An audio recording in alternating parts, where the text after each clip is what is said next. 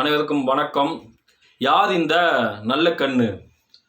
இந்திய கம்யூனிஸ்ட் கட்சியின் மூத்த தலைவர், சுதந்திர போராட்ட வீரர், பொது உடைமை போராளி, வாழ்நாள் போராளி ஐயா தோழர் நல்லக்கண்ணு அவர்கள் தூத்துக்குடி மாவட்டம் ஸ்ரீ வைகுண்டத்தில் பிறந்தார்.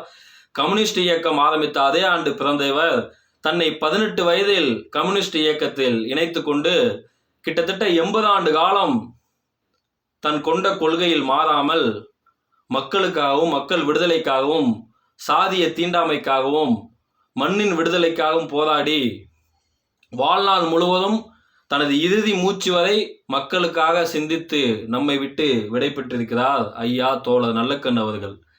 தன் வாழ்நாளில் ஒரு முறை கூட எந்த ஒரு பதவியையும், ஒரு ஊராட்சி மன்ற உறுப்பினர் பதவியை கூட அனுபவிக்காத ஒரு சமரசமற்ற தலைவர்.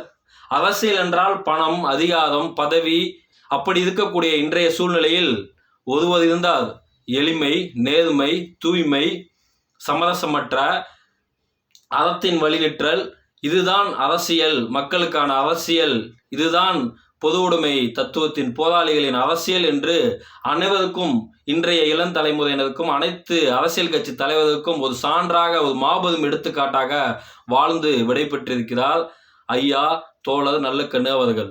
இந்த தமிழ் மண் இருக்கும் வரை அவருடைய பேரும் புகழும் நிலைத்திருக்கும். உலகில் உள்ள எத்தனையோ போராளிகள், புரட்சியாளர்களை பற்றி நாம் படித்திருக்கிறோம். அவரின் பெருமைகளை எல்லாம் எல்லோரிடமும் கொண்டு போய் சேர்க்கிறோம். ஆனால் இன்றைய இளம் தலைமுறையினர் கண்டிப்பாக தோழர் நல்லக்கண்ணு ஐயா அவரின் பாடத்தையும் அவரின் வரலாற்றையும் கண்டிப்பாக படித்து தெரிந்திருக்க வேண்டும். அரசியல் என்றால் என்ன, அது எதற்காக, அது எப்படி இருக்க வேண்டும், அது ஏன் இருக்க வேண்டும், அது எப்படிப்பட்டதாக இருக்க வேண்டும் என்று ஒரு சான்றாக வாழ்நாள் முழுவதும் சமரசமற்ற ஒரு தலைவராக வாழ்ந்திருக்கிறார். தோழராக எதிர்த்தரப்பினர், அனைத்து கட்சியினராலும் பாராட்டக்கூடிய ஒரு மாபெரும் தலைவர் தான் ஐயா தோழர் நல்லக்கண்ணு அவர்கள். கிட்டத்தட்ட கம்யூனிஸ்ட் இயக்கம் தொடர்ச்சியாக 7 ஆண்டு காலம் தடை செய்யப்பட்ட காலத்தில் தொடர்ந்து 7 ஆண்டு காலம் சிறைவாசம் அனுபவித்தவர்.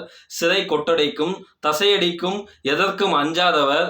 தனது மீசை முடியை நெருப்பினால் சுட்ட போதும் கூட எதற்கும் அஞ்சாமல் நெஞ்சை நிமித்து கொண்டு செங்கொடியை உயர்த்தி பிடித்த ஒரு மாமனிதர்.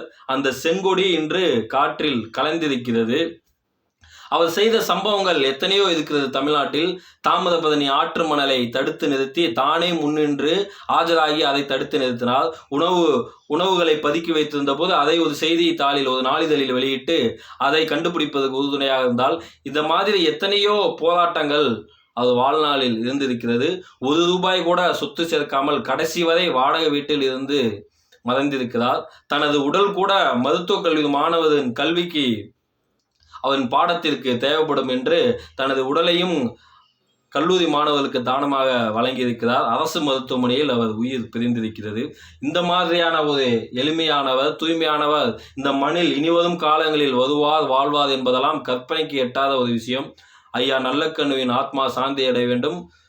செங்கொடிக்கு வீர வணக்கம். செங்கொடிக்கு வீர வணக்கம்.